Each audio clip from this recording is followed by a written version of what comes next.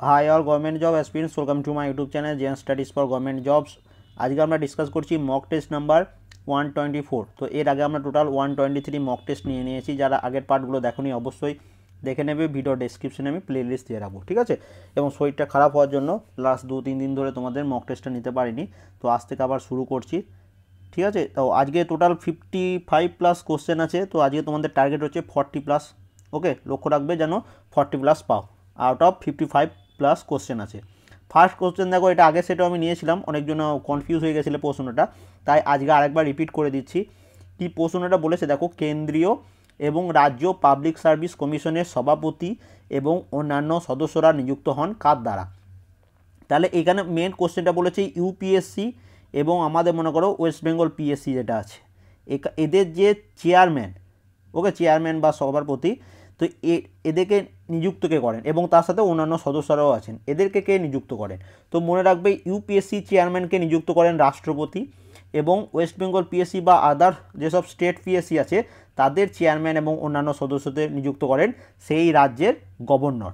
তাহলে এখানে এটার অ্যান্সার কী হচ্ছে, এখানে এটার অ্যান্সার হচ্ছে অপশন বি, রাষ্ট্রপতি এবং সংশ্লিষ্ট রাজ্যের রাজ্যপাল কর্তৃক। অপশন বি হচ্ছে এটার অ্যান্সার। আশা করি সবার ক্লিয়ার হয়ে গেল। 2 নম্বর প্রশ্ন চলে আসি, দেখো কি বলেছে, জাহাঙ্গীরের সমাধি নির্মিত হয়েছে কোথায়। তো জাহাঙ্গীরের সমাধি তাড়াতাড়ি কমেন্ট করে দাও তাড়াতাড়ি। তো এখানে এটা অ্যান্সার কী হবে। তো আরেকটা জিনিস মনে রাখবে, জাহাঙ্গীরের আরেকটা নাম যে নামে তিনি পরিচিত সেটা হচ্ছে সেলিম। ওকে, এটাও তোমাদের রেলে কোনো একটা পরীক্ষায় এসেছিলো, তাই তোমাদের একবার বলে দিলাম। তো জাহাঙ্গীরের সমাধি বা টোম যেটাকে বলা হয় ইংলিশে টোম, কোথায় অবস্থিত, এটা হচ্ছে লাহোর। লাহোরে কোন নদীর তীরে যদি প্রশ্ন আসে তো মনে রাখবে রাভি নদীর তীরে। রাভি নদীর তীরে এই লাহোরে জাহাঙ্গীরের সমাধি নির্মিত হয়েছে। পরের প্রশ্ন, নূরজাহানের প্রকৃত নাম কি। নূরজাহানের প্রকৃত নাম কি। তো এখানে এটা অ্যান্সার কী হচ্ছে, তো দেখো নূরজাহানের প্রকৃত নাম হচ্ছে মেহরুন্নিসা। অপশন সি হচ্ছে এটার অ্যান্সার। পরের প্রশ্নটা যেটা বানিয়েছি সেটা দেখো কি বলেছে, শের শাহর কোন যুদ্ধে হুমায়ুনকে পরাজিত করে গৌড় দখল করেন। তো শের শাহের সাথে হুমায়ুনের দুটো যুদ্ধ হয়েছিল, এক হচ্ছে চৌসার যুদ্ধ আর এক হচ্ছে কনৌজের যুদ্ধ। তো দেখো এখানে অপশন কোনটা আছে, এখানে আছে অপশন বি, 1539 সালে চৌসার যুদ্ধ এ হুমায়ুনকে পরাজিত করে গৌড় দখল করেছিল। এবং 1540 সালে হয়েছিল ব্যাটেল অফ কনৌজ বা কনৌজের যুদ্ধ, সেটা হয়েছিল কার মধ্যে, শের শাহ এবং হুমায়ুনের মধ্যে। 1529 সালে ঘরঘোড়া যুদ্ধ হয়েছিল, এই সালটা মনে রাখবে, পিএসসি এখন সাল থেকে প্রশ্ন দিচ্ছে।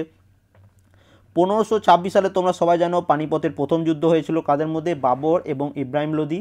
1527 সালে কী হয়েছিল, খানুয়ার যুদ্ধ, কার মধ্যে হয়েছিল, বাবর এবং মেবার রানা সংঘর মধ্যে। ওকে, তো এইগুলো একটু মনে রাখবে। পরের প্রশ্ন, নিম্নলিখিত দুর্গগুলির মধ্যে কোনটি আকবরের দ্বারা নির্মিত নয়। দেখো পিএসসির পরীক্ষায় লাস্ট পর্যন্ত প্রশ্নটা অবশ্যই পড়বে, যারা প্রথমবার পরীক্ষা দিচ্ছ এটা মনে থাকে যেন। তো এইগুলোর মধ্যে দেখো Agra fort, Lahore fort, Allahabad fort, এগুলো সবই নির্মাণ করেছিলেন সম্রাট আকবর। এবং এগুলোর মধ্যে কোনটা আকবরের নির্মিত নয়, সেটা হচ্ছে গোয়ালিয়র ফোর্ট।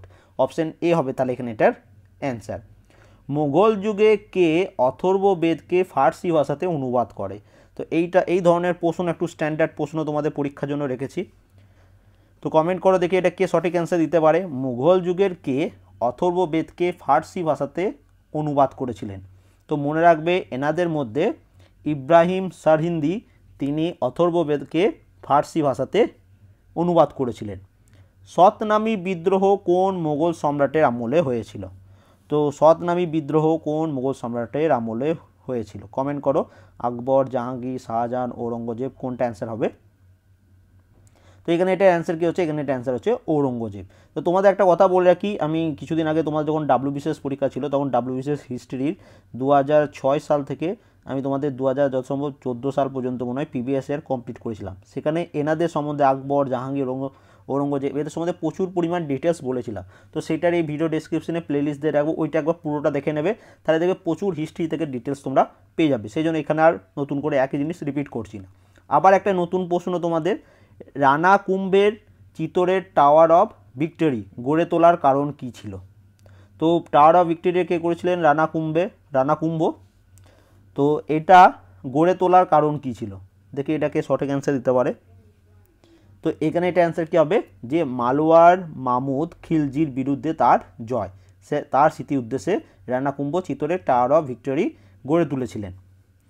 কোন বছর ইংরেজদের সঙ্গে রঞ্জিত সিংয়ের অমৃতসর চুক্তি হয়েছিল?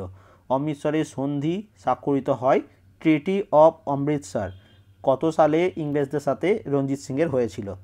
তো এখানে এটার অ্যান্সার কী হবে? এখানে এটার অ্যান্সার হচ্ছে অপশন বি, 1809 সালে। এটা তোমাদের পিএসসির প্রিভিয়াস ইয়ার প্রশ্ন, মনে থাকে যেন। পরের প্রশ্নে চলে আসি, নানা সাহেব নামে কে পরিচিত?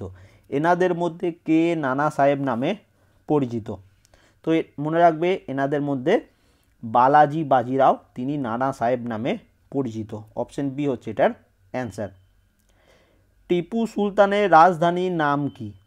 এগুলোর মধ্যে কোনটি টিপু সুলতানের রাজধানী? তো টিপু সুলতান কোথাকার রাজা ছিলেন? তিনি মহীশূরের রাজা ছিলেন এবং তার রাজধানীর নাম ছিল শ্রীরঙ্গপত্তনম। অপশন এ হচ্ছে এটার অ্যান্সার। তৃতীয় পানিপথের যুদ্ধে প্রতিপক্ষ কে ছিল? কাদের সাথে কাদের যুদ্ধ হয়েছিল তৃতীয় পানিপথের যুদ্ধ? তো ফার্স্ট এই প্রশ্নটা আসতে পারে, তৃতীয় পানিপথের যুদ্ধ কত সালে হয়েছিল? কত সালে হয়েছিল? 1761 সালে। কাদের মধ্যে হয়েছিল? মারাঠা এবং আফগানদের মধ্যে হয়েছিল। তো এটা মনে রাখবে। এবং কিছুক্ষণ আগেই পড়লাম, শের শাহ হুমায়ুনের মধ্যে হয়েছিল চৌসার যুদ্ধ এবং কনৌজের যুদ্ধ। বাবর এবং ইব্রাহিম লোদির মধ্যে হয়েছিল প্রথম পানিপথের যুদ্ধ। আকবর হিমুর মধ্যে হয়েছিল দ্বিতীয় পানিপথের যুদ্ধ। দ্বিতীয় পানিপথের যুদ্ধ 1556, প্রথম পানিপথের যুদ্ধ 1526। তো এইগুলো একটু মনে রাখবে, আশা করি তোমরা সবাই জানো। এবার একটা প্রশ্ন তোমাদের আমি রেখেছি ইন্ডিয়ান ইকোনমিক্স থেকে। তো এটা বলো, ভারতের দ্বিতীয় পঞ্চবার্ষিকীর পরিকল্পনাটি ছিল কোন তথ্য নির্ভর বা সেকেন্ড 5 ইয়ার প্ল্যান কোন মডেল অনুসারে হয়েছিল? তো দেখো, একটা জিনিস মনে রাখবে, প্রথম পঞ্চবার্ষিকী পরিকল্পনায় কৃষিকাজের উপর জোর দেওয়া হয়েছিল এবং দ্বিতীয় পঞ্চবার্ষিকী পরিকল্পনায় ভারী শিল্পায়নের উপর জোর দেওয়া হয়েছিল। এইখানে প্রশ্নটা কী বলেছে? ভারতের দ্বিতীয় পঞ্চবার্ষিকী পরিকল্পনা ছিল কোন মডেল? তো এটা হবে মহালানবিস তত্ত্ব নির্ভর। ওকে, এবং অপশন এতে যেটা রয়েছে হ্যারাল্ড ডোমার তত্ত্ব, তো এটা হয়েছিল প্রথম পঞ্চবার্ষিকী পরিকল্পনা। ওকে, ফার্স্ট 5 ইয়ার প্ল্যানে, এবং সেকেন্ড 5 ইয়ার প্ল্যানে মহালানবিস তত্ত্ব বা মডেল। 14 নম্বর প্রশ্নে চলে আসি, সমুদ্রের লবণ উৎপাদনে নিচের কোনটির গুরুত্ব নেই? এইগুলোর মধ্যে কোনটি সমুদ্রের লবণ উৎপাদনে কোনো গুরুত্ব নেই? তো এখানে এটার অ্যান্সার কী হবে? অপশন বি, উচ্চ আর্দ্র আবহাওয়া। পরের প্রশ্নে চলে আসি আমরা, কি বলেছে দেখো, 15 নম্বর প্রশ্ন, বিহারের ডালমিয়া নগর কি জন্য বিখ্যাত? তো এখন থেকে আমি একটু কিছু জিওগ্রাফি রিলেটেড একটু টাফ কোশ্চেন রাখার চেষ্টা করছি, তো আশা করি দেখি তোমাদের কেমন লাগে। তো এটা কমেন্ট করো, বিহারের ডালমিয়া নগর কি জন্য বিখ্যাত? তো বিহারের ডালমিয়া নগর এটি হচ্ছে সিমেন্টের জন্য বিখ্যাত। অপশন বি হচ্ছে এটার অ্যান্সার। লুধিয়ানা কি জন্য বিখ্যাত? লুধিয়ানা কি জন্য বিখ্যাত? তো এটা হচ্ছে উলেন শিল্পর জন্য বিখ্যাত, বা উলেন শল যেগুলোকে বলা হয়, শল ইন্ডাস্ট্রি, সেটার জন্য বিখ্যাত। অপশন সি হচ্ছে এটার অ্যান্সার। নিচের কোন রাজ্য জৈব রাসায়নিক সার উৎপাদনে প্রথম? 1 নম্বরে কে আছে? এগুলোর মধ্যে জৈব রাসায়নিক সার উৎপাদনে, বায়ো ফার্টিলাইজার উৎপাদনে 1 নম্বর স্টেট কে আছে? তো এটার একটু ডাটা আমি গুগলে অনেক সার্চ করলাম, খুব ভালো ডাটা কোথাও পেলাম না সঠিক অ্যান্সার মতো। তো এটার অ্যান্সার যত সম্ভব কর্ণাটক হবে। ওকে, অপশন এ হচ্ছে এটার অ্যান্সার। যদি অন্য কোনো অপশন যদি মনে হয় অবশ্যই কমেন্ট করবে তোমরা। পরের প্রশ্নে চলে আসি 17 নম্বর প্রশ্নে, ট্রাম্বে, নাঙ্গাল ও সিবড়ি কিসের জন্য বিখ্যাত? ট্রাম্বে, নাঙ্গাল ও সিবড়ি কিসের জন্য বিখ্যাত? তো এই জায়গাগুলি কিসের জন্য বিখ্যাত? সার উৎপাদনের, ফার্টিলাইজারের জন্য। অপশন সি হচ্ছে এটার অ্যান্সার। শিবালিক পর্বত অরুণাচল প্রদেশে কি নামে পরিচিত? শিবালিক পর্বত অরুণাচল প্রদেশে কি নামে পরিচিত? কে অ্যান্সার দিতে পারবে? তো এখানে অ্যান্সার কী হবে? ডাফলা নামে পরিচিত। ওকে, এবং ঢ্যাং নামে পরিচিত হচ্ছে উত্তরাখণ্ডে। উত্তরাখণ্ডে এটি ঢ্যাং নামে পরিচিত এবং অরুণাচল প্রদেশে এটি ডাফলা নামে পরিচিত। মনে রাখবে, আরাবল্লী পর্বতকে বিন্ধ্য পর্বত থেকে আলাদা করেছে কোনটি? আরাবল্লী পর্বতকে বিন্ধ্য পর্বত থেকে আলাদা করেছে কোনটি এগুলোর মধ্যে? তো আরাবল্লী পর্বতকে বিন্ধ্য পর্বত থেকে আলাদা করেছে great boundary fault, GVF। Option C হচ্ছে এটার অ্যান্সার। নিচের কোন নদীটি কর্কট ক্রান্তি রেখাকে দুবার অতিক্রম করেছে? এই নদীগুলির মধ্যে কোন নদীটি কর্কট ক্রান্তি রেখাকে দুবার অতিক্রম করেছে? তাড়াতাড়ি কমেন্ট করো। তো এই ধরনের প্রশ্ন কিন্তু রিসেন্টলি পিএসসি তোমাদের পরীক্ষায় নিচ্ছে।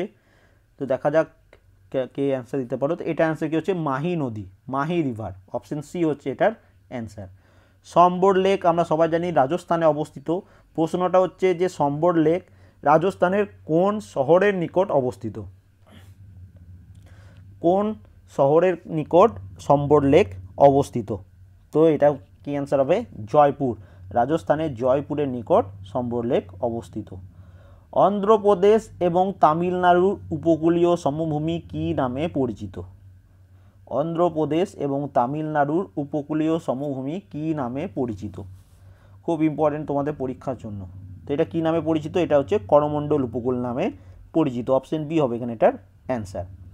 পরের প্রশ্ন ন্যাশনাল পার্ক রিলেটেড প্রশ্ন তোমাদের পরীক্ষায় আসছে। তো বান্ধবগড় ন্যাশনাল পার্ক কোন রাজ্যে অবস্থিত, বান্ধবগড় ন্যাশনাল পার্ক কোন রাজ্যে অবস্থিত। তো এখানে এটা অ্যান্সার কী হচ্ছে যে বান্ধবগড় ন্যাশনাল পার্ক এটি মধ্যপ্রদেশে অবস্থিত। এর সাথে মনে রাখবে রাজস্থানের Ranthambore national park, Keoladeo Ghana national park, Sariska national park এগুলো সব রাজস্থানে অবস্থিত। তো তোমরা পশ্চিমবঙ্গে কোন ন্যাশনাল পার্ক আছে অবশ্যই কমেন্ট করে জানাবে। কোন নদী গ্রস্ত উপত্যকার মধ্যে দিয়ে প্রবাহিত হয়েছে, এই প্রশ্নটা প্রায় 2-3 বার রিপিট করেছি আমি। তো এখানে অ্যান্সার কি হচ্ছে যে নর্মদা নদী এটি গ্রস্ত উপত্যকার মধ্যে দিয়ে প্রবাহিত হয়েছে। অমরকণ্টক থেকে নর্মদা নদী ছাড়া অন্য কোন নদীর উৎপত্তি হয়েছে, নর্মদার উৎপত্তি কোথা থেকে, অমরকণ্টক থেকে। আর এই নদীগুলোর মধ্যে কোন নদীর উৎপত্তি অমরকণ্টক থেকে হয়েছে। তো এটা মনে রাখবে যে সোন নদী এটি অমরকণ্টক থেকে উৎপত্তি লাভ করেছে। ভারতবর্ষে এখনও অবধি কতবার অর্থনৈতিক জরুরি অবস্থা জারি হয়েছে। তো অর্থনৈতিক জরুরি অবস্থা বলতে বোঝাচ্ছে ফিনান্সিয়াল এমার্জেন্সি, যেটা আর্টিকেল 360-এ বলা আছে। তো ফিনান্সিয়াল এমার্জেন্সি এখন পর্যন্ত কতবার ভারতে জারি হয়েছে। তো এটা অ্যান্সার হচ্ছে একবারও না, তো অপশন ডি হবে এটার অ্যান্সার। এখনও পর্যন্ত একবারও না, মানে একবারও হয়নি ফিনান্সিয়াল এমার্জেন্সি জারি। ওকে, ভারতে অরণ্য গবেষণা কেন্দ্র কোথায় অবস্থিত। তো এটা স্ট্র্যাটেজিকের মধ্যে পেয়ে যাবে এই বিভিন্ন রিসার্চ সেন্টারগুলো। আমি কয়েকদিন আগে মিশন স্ট্র্যাটেজিকের প্লেলিস্টে ওটা অ্যাড করে দিয়েছিলাম, তো অবশ্যই দেখে নেবে। তো এটা তোমরা সবাই জানো অ্যান্সার কী হচ্ছে দেরাদুন, অপশন সি হচ্ছে এটা অ্যান্সার। প্রধানমন্ত্রী পরামর্শক্রমে রাষ্ট্রপতি কত নম্বর ধারায় সারা দেশের অভ্যন্তরীণ জরুরি অবস্থা জারি করতে পারে। অভ্যন্তরীণ জরুরি অবস্থা বলতে এখানে বোঝা হচ্ছে ন্যাশনাল এমার্জেন্সি, যেটা কত নম্বর আর্টিকেল ন্যাশনাল এমার্জেন্সি, কমেন্ট করো। এখানে প্রশ্নটা হচ্ছে ন্যাশনাল এমার্জেন্সি কত নম্বর ধারায় বলা আছে। তো ন্যাশনাল এমার্জেন্সি 352 নম্বর, স্টেট এমার্জেন্সি 356 নম্বর এবং ফিনান্সিয়াল এমার্জেন্সি 360 নম্বর ধারায় বর্ণিত আছে। পরের প্রশ্ন, কোন ধারা বলে অর্থনৈতিক জরুরি অবস্থা জারি করা যায়। মানে এখানে প্রশ্নটার অ্যান্সারটা আমি দিয়েই দিলাম আগে, যে 360 নম্বর ধারায় ফিনান্সিয়াল এমার্জেন্সি। 370-এ জম্মু কাশ্মীরের স্পেশাল স্ট্যাটাস ছিল, যেটা এখন আর নেই। তো এটা তোমাদের এখন আর কোনো কাজে লাগছে না, 370 নম্বর ধারা। ওকে, 30 নম্বর প্রশ্ন, জাতীয় জরুরি অবস্থাকে সংসদ এককালীন কতদিনের জন্য অনুমোদন করতে পারে। তো ন্যাশনাল এমার্জেন্সিকে সংসদ এককালীন কতদিনের জন্য অনুমোদন করতে পারে। তো কতদিন হবে এটা হচ্ছে তোমার 6 মাসের জন্য, অপশন সি হচ্ছে এটার অ্যান্সার। অ্যাক্টিভেটেড স্ল্যাজ প্রক্রিয়াকরণে যেটি ব্যবহৃত হয়। তো এখানে এটা অ্যান্সার কী হবে, এটা তোমাদের WBCS মেন্স 2019-এর প্রশ্ন। তো এখানে এটা অ্যান্সার হচ্ছে অণুজীবী, অপশন সি হচ্ছে এটার অ্যান্সার। নিচের কোনটি বায়ু দূষণ নির্দেশক করে, কোনটি হবে কেন, ঠিক আছে। তো নিচের কোনটি বায়ু দূষণ নির্দেশ করে। তো এগুলোর মধ্যে কোনটা, লাইকেন, অপশন সি হবে এটার অ্যান্সার। মার্কারি থেকে মিথাইল মার্কারিতে রূপান্তরিতের জন্য দায়ী হচ্ছে কোনটি, মার্কারি থেকে মিথাইল মার্কারি রূপান্তরের জন্য দায়ী হচ্ছে কোনটি, অবশ্যই কমেন্ট করো তাড়াতাড়ি। তো এখানে এটার অ্যান্সার কী হবে, ইউব্যাকটেরিয়া, অপশন ডি হচ্ছে এটার অ্যান্সার। ইলেকট্রন মাইক্রোস্কোপ দিয়ে দেখা যায় নিম্নোক্তগুলির মধ্যে কোনটি, এগুলোর মধ্যে কোনটি ইলেকট্রন মাইক্রোস্কোপ দিয়ে দেখা যায়। তো অ্যান্সারই হচ্ছে ব্যাকটেরিয়া এবং ভাইরাসকে। অপশন বি হচ্ছে এটার অ্যান্সার। ব্যাকটেরিয়া আক্রমণকারী ভাইরাসকে কি বলা হয়? ব্যাকটেরিয়া আক্রমণকারী ভাইরাসকে কি বলা হয়? তো এখানে এটাকে বলা হয় ব্যাকটেরিওফাজ। সুপার অয়েল ব্যাগ হলো কোনটি? কমেন্ট করো তাড়াতাড়ি, সুপার অয়েল ব্যাগ হলো কোনটি? কি অ্যান্সার হবে এখানে? এটা অ্যান্সার হচ্ছে ট্রান্সজেনিক ব্যাকটেরিয়া। অপশন ডি হচ্ছে এটার অ্যান্সার, এবং এটা তোমাদের মেন্সের প্রশ্ন। ভারতে ইকোমার্ক দেওয়ার অধিকার রয়েছে কার, বা ইকোমার্ক কে জারি করে? তো ইকোমার্ক, এটা মনে রাখবে, এটা জারি করে বিস। বিসের ফুল ফর্ম কি? Bureau of Indian standard. Bureau of Indian standard, এরা ইকোমার্ক জারি করে। এনভায়রনমেন্ট ম্যানেজমেন্ট সিস্টেম কোনটির অন্তর্গত? এনভায়রনমেন্ট ম্যানেজমেন্ট সিস্টেম নিম্নোক্তগুলির মধ্যে কোনটির অন্তর্গত? তো এটা মনে রাখবে, এনভায়রনমেন্ট ম্যানেজমেন্ট সিস্টেম। অবশ্যই আগে বলে রাখি, এইটা তোমরা একটু গুগলে সার্চ করবে, তারপর উইকিপিডিয়ার যে লিঙ্কটা পাবে সেখান থেকে অবশ্যই এনভায়রনমেন্ট ম্যানেজমেন্ট সিস্টেম সম্বন্ধে একটু পড়ে নেবে। খুব ইম্পর্টেন্ট টপিক তোমাদের জন্য, অবশ্যই পড়ে নেবে। এবং এটা অ্যান্সার কী হচ্ছে? ISO 14001। অপশন সি হচ্ছে এটার অ্যান্সার। TSR এর ফুল ফর্ম কি? TSR এর ফুল ফর্ম কি? তো ফুল ফর্ম বা অ্যাব্রিভিয়েশন বলা হয় এগুলোকে।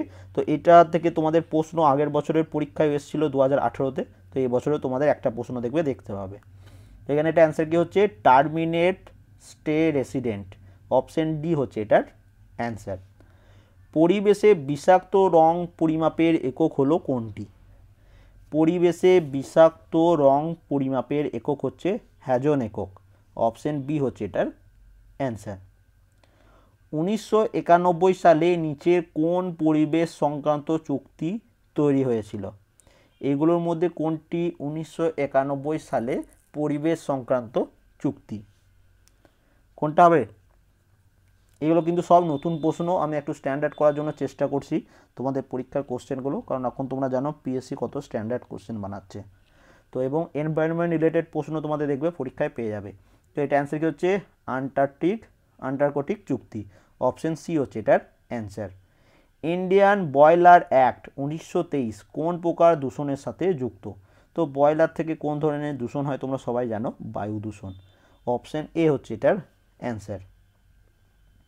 নিচের কোন বর্জ্য পদার্থটি রেড ক্যাটাগরির অন্তর্ভুক্ত? এগুলোর মধ্যে কোনটি রেড ক্যাটাগরির মধ্যে অন্তর্ভুক্ত? তো এগুলোর মধ্যে কোনটা হবে? তৈল বর্জ্য। অপশন সি হচ্ছে এটার অ্যান্সার। ভারতের কোন শহরে সর্বপ্রথম ফ্রি অ্যাম্বুলেন্স চালু হয়? ভারতের কোন শহরে সর্বপ্রথম ফ্রি অ্যাম্বুলেন্স চালু হয়? তো এটা হয় চেন্নাই। অপশন বি হচ্ছে এটার অ্যান্সার। পরবর্তী প্রশ্নে আমরা চলে আসছি, কি বলেছে দেখো। জার্মানের কোন নদীর শুদ্ধকরণের সঙ্গে ভারতের গঙ্গা নদীর শুদ্ধকরণ সম্পর্কযুক্ত? জার্মানের কোন নদীর শুদ্ধকরণের সঙ্গে ভারতের গঙ্গা নদীর শুদ্ধকরণ সম্পর্কযুক্ত? তো এটা অ্যান্সার কি হবে? কমেন্ট করে দাও তাড়াতাড়ি। তো এখানে এটা অ্যান্সার হচ্ছে রাইন নদী। অপশন সি হচ্ছে এটার অ্যান্সার। ভারতে কোন বায়োস্ফিয়ার রিজার্ভ ইউনেস্কো তালিকায় মার্চ 2016 অন্তর্ভুক্ত হয়েছিল? দেখো কোশ্চেনটা একটু ট্রিকি প্রশ্ন আছে এখানে। প্রশ্নটার মিনিং হচ্ছে যে ভারতের কোন biosphere reservoir world network of biosphere রিজার্ভারের তালিকার অন্তর্ভুক্ত হয়েছে, যেটা ইউনেস্কো তালিকাটা বানিয়ে থাকে। ওকে, তো world network of biosphere reservoir ইউনেস্কোর দ্বারা যে তালিকা, সেটাতে মার্চ 2016-তে অন্তর্ভুক্ত হয়েছে ভারতের কোন বায়োস্ফিয়ার রিজার্ভ। তো এই হিসাবে দেখো কোশ্চেনটা 2017 সালে, এবং এটা কবে হয়েছিল? 2016-তে। তো কেমনভাবে ওরা কারেন্ট অ্যাফেয়ার্সগুলোকে আপডেট করছে তোমরা সব বুঝতে পারছো। তো এইরকম ধরনের প্রশ্ন কিন্তু তোমাদের পরীক্ষায় আসবে। তো এখানে এটা অ্যান্সার হচ্ছে আগস্ত্যমালা বায়োস্ফিয়ার রিজার্ভার। ওকে, এটা কেরালা এবং তামিলনাড়ু স্টেট জুড়ে অবস্থিত। নিম্নলিখিত, এবং আরেকটা বলে রাখবে, ভারতের প্রথম বায়োস্ফিয়ার রিজার্ভার কোনটা? নীলগিরি, আগের দিন পড়িয়েছিলাম। সুন্দরবন বায়োস্ফিয়ার রিজার্ভারে আখ্যা পেয়েছিল কত সালে? 1989 সালে, এটাও মনে রাখবে। ওকে, নিম্ন, এবং তোমরা এটা কমেন্ট করবে ইউনেস্কো ওয়ার্ল্ড হেরিটেজ সাইট বা ইউনেস্কোর ফুল ফর্ম কী এবং এর হেডকোয়ার্টার কোথায় অবস্থিত? সবাই কমেন্ট করবে। নিম্নলিখিত ব্যক্তিবর্গের মধ্যে কে শারদ বাদক? তো এটা তোমাদের স্ট্যাটিক জিকে, তো কমেন্ট করো এনাদের মধ্যে কে শারদ বাদক, সবাই পারবে কিন্তু। তো অ্যান্সার কী হচ্ছে? আমজাদ আলী খান, অপশন ডি হচ্ছে এটা অ্যান্সার। কোন বাদ্যযন্ত্রের সাথে কোন ব্যক্তি যুক্ত অবশ্যই পড়বে, মিশন স্ট্র্যাটেজিকের প্লেলিস্টে পেয়ে যাবে। অরণ্যের অধিকার এর রচয়িতা কে? তো কে পারবে এটা? অরণ্যের অধিকারের রচয়িতা হচ্ছেন মহাশ্বেতা দেবী, অপশন এ হচ্ছে এটার অ্যান্সার। সম্মিলিত জাতিপুঞ্জের নিরাপত্তা পরিষদের স্থায়ী সদস্য সংখ্যা হলো কতগুলি? সম্মিলিত জাতীয়পুঞ্জের নিরাপত্তা পরিষদের স্থায়ী সদস্য সংখ্যা, পার্মানেন্ট মেম্বার কতগুলি বা কতগুলি স্টেট বা কান্ট্রি? তো এটা হচ্ছে পাঁচটি স্টেট কী কী? চীন, ফ্রান্স, রাশিয়া, যুক্তরাজ্য এবং মার্কিন যুক্তরাষ্ট্র। ওকে, তো এই পাঁচটা। পরের প্রশ্ন, উদয় শঙ্কর ছিলেন একজন বিখ্যাত ভারতীয় কি?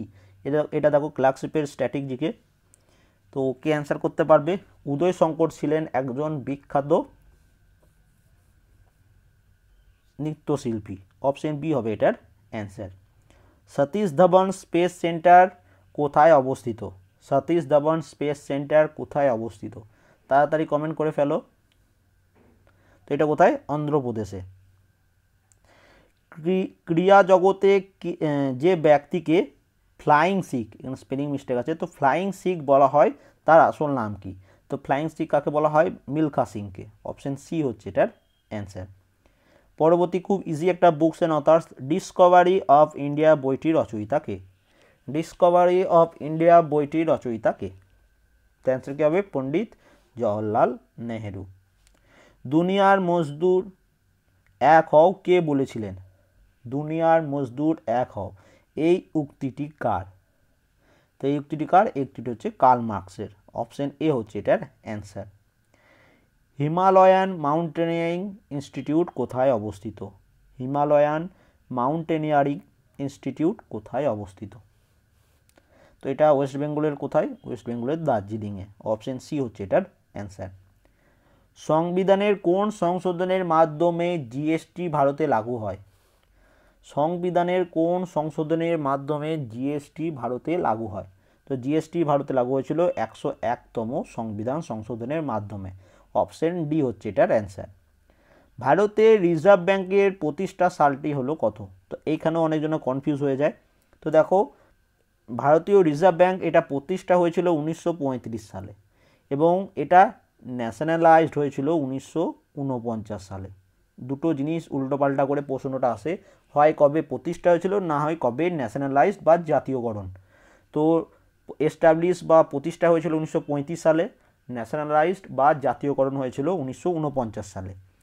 লাস্ট প্রশ্ন, ভারতের একমাত্র কোন রাজ্যে জাফরান উৎপন্ন হয়? ভারতের একমাত্র কোন রাজ্যে জাফরান বা স্যাফরন যেটাকে বলা হয় সেটা উৎপন্ন হয়? কোন রাজ্য হবে? জম্মু কাশ্মীর, অপশন বি হচ্ছে এটার অ্যান্সার। তো টোটাল আজকে 58 কোশ্চেন। তো অবশ্যই আউট অফ 58 কার কত স্কোর হচ্ছে অবশ্যই কমেন্ট করবে, দেখব কার কার 40+ আসছে। ওকে, ভালো লাগলে অবশ্যই একটা লাইক করে দেবে, এবং শরীর খারাপের জন্য তোমাদের কালকের মক টেস্টটা নিতে পারিনি, এবার ডেলি করার চেষ্টা করছি। তো অবশ্যই একটা লাইক এবং শেয়ার করে দেবে, যারা নতুন আছো চ্যানেলটা ভালো লাগলে সাবস্ক্রাইব করে নেবে। ওকে, থ্যাংক ইউ ফর ওয়াচিং।